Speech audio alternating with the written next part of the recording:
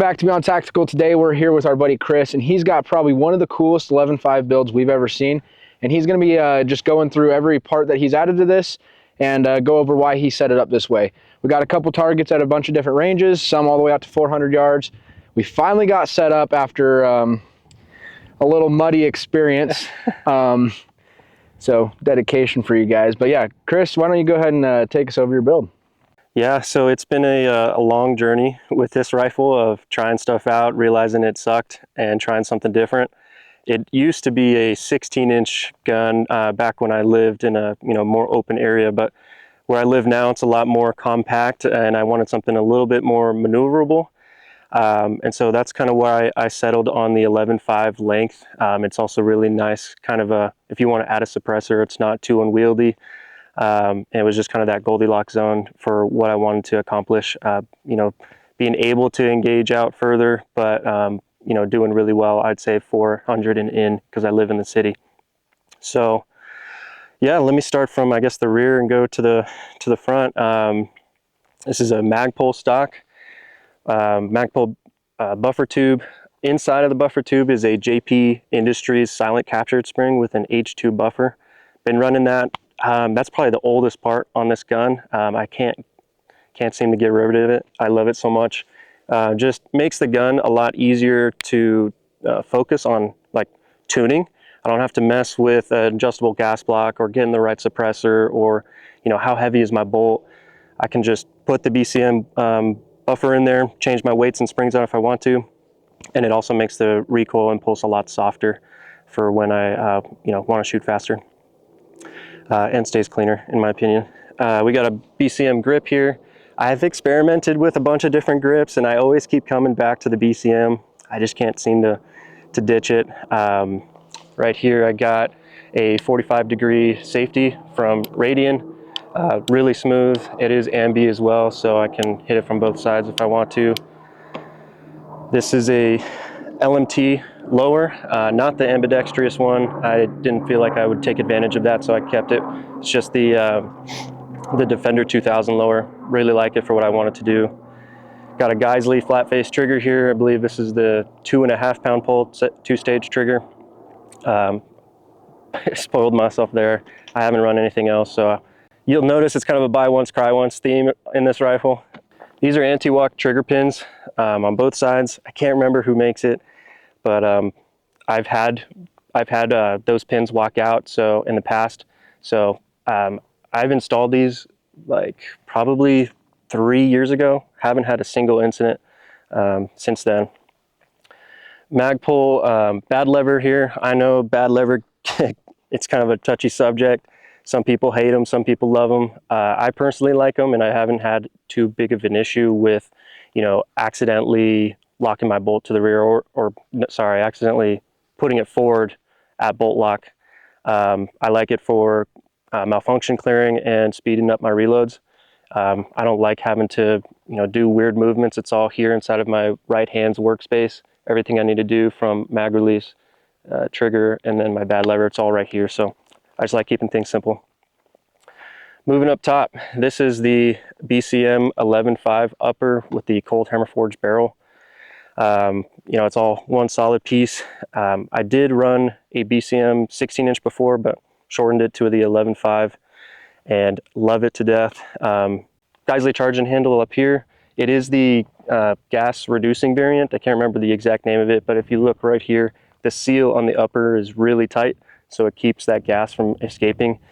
You might argue I don't need it because I'm running a Huxworks suppressor up there, but I just like keeping it real tight and making sure that the gas is as little as possible in my face. BCM bolt is a complete upper, so it came with the bolt carrier. Love that thing. FDE to match the paint job that I knew was going to do eventually. Now to my favorite parts of the rifle, the optics. This is an EOTech Voodoo 1-10 with the Christmas tree reticle. Arguably don't need it for the 11.5, but I really like being able to identify things at long distances. To be honest, I'm normally keeping this thing around 6 power, but there have been times like today where we got a target out there that's blending in with the environment that I'll probably use that 10 power. And then I have a Steiner MPS on the on top, 12 o'clock. I used to run an offset dot. I loved it, to be honest. I think the feeling of canting the rifle is more, you got more contact points on the gun, so I'm able to reduce recoil, but it is a pain in the butt to aim through an offset dot with nods. And so I decided to move it up here up top. It also reduces the amount of variation off of my target since it's on top. Whereas if you have the dot offset, depending on the distance you're shooting, it won't be true and you'll have variation off.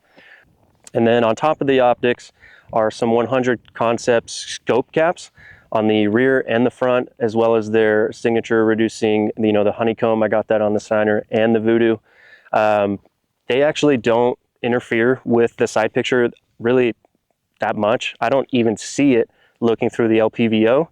And I do notice it when looking through the red dot, obviously, but it's not, it doesn't obstruct as much as you might think. It does reduce the signature when you're looking at the gun. I've actually tested it, set it up here and see if I could get any glare. And I really like it.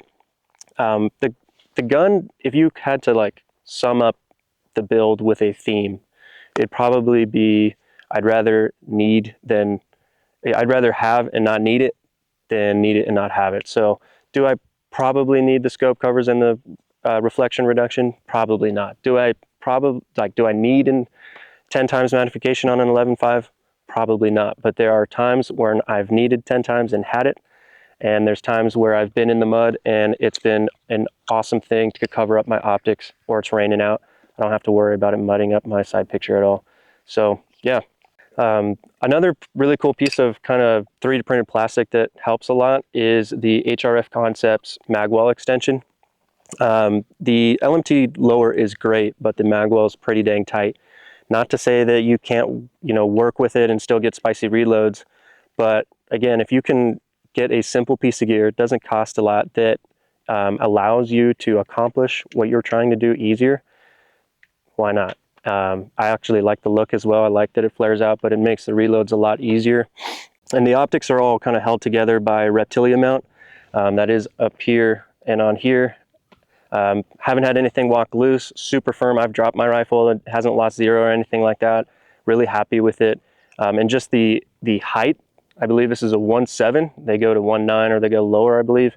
It's kind of that perfect height for my, I guess you could call it body mechanics. It's always there at the perfect height. And it's not so high that when I'm on the red dot, I can actually see my red dot and have my chin just touching the stock a little bit. It's barely anything, but even just the smallest amount of contact, in my opinion, helps. And so you don't have to come up like a GBRS height where you're 2 stories above your rifle. So I think it's perfect. Moving forward, I got an Emissary Development handbrake. This is not the smaller version. This is the enlarged version. They make a smaller one that's maybe about that short. I've held it on other guys' rifles. I really like it, but just the size of it fits my hand perfectly, especially for a C-clamp grip, which I prefer. It's just perfect and set up in just the right spot for me to hit the tape switch for my light as well. The light is a Rain 3.0. With the far throw pattern, I find that I'd rather be able to identify things far away. You still get a good amount of flood around you. It's a really nice mix. It also is a rechargeable battery, which I like, and comes with this mount. So I got momentary or constant on, depending on what I want. And then very end, I got a Huxworks 762 Flow, the titanium version. I didn't want to go 5.56 because there was a chance I was thinking ahead to other builds that I want to do where they were larger. So I didn't want to limit myself. Got the 7.62 version. It's also quieter than the 5.56 version. Go figure. Just more volume on the can to take that gas away. I love it.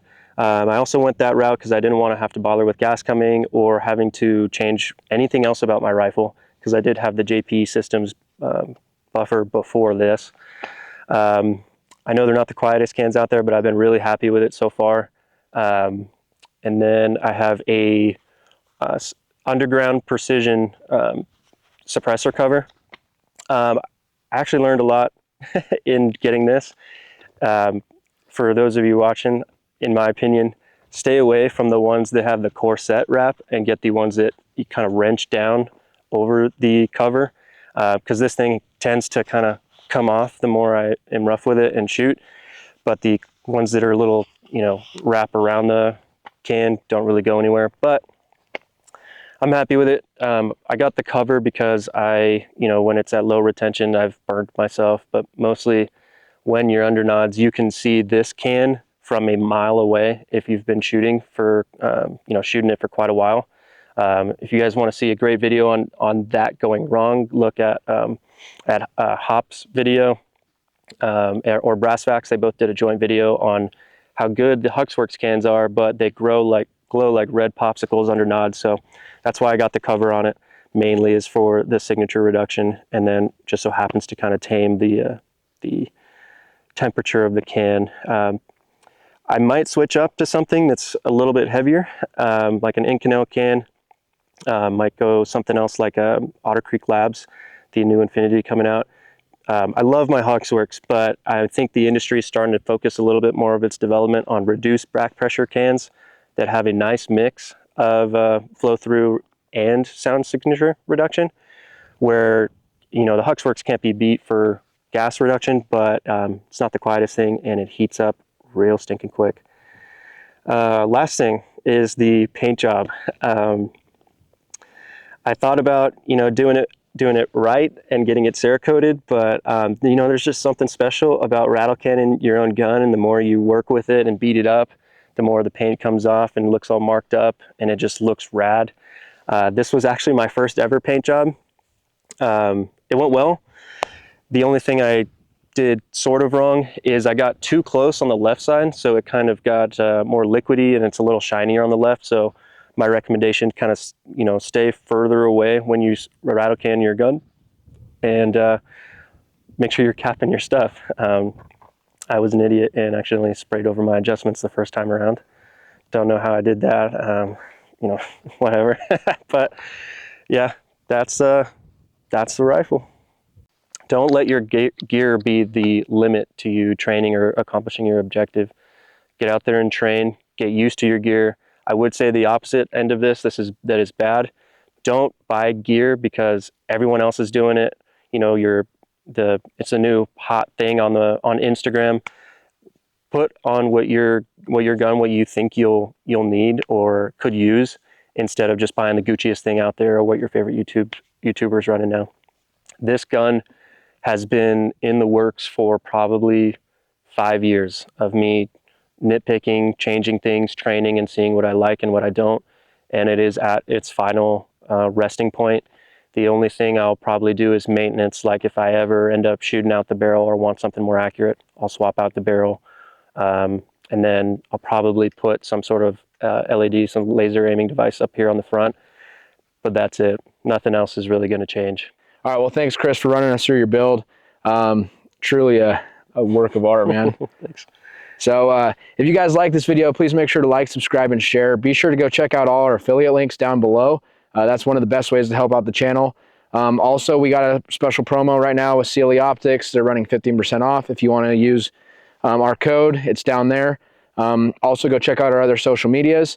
We are posting a lot more on Instagram, really active on there. So yeah, that's it for this one, guys. We'll catch you on the next one. Thanks, man. Yeah.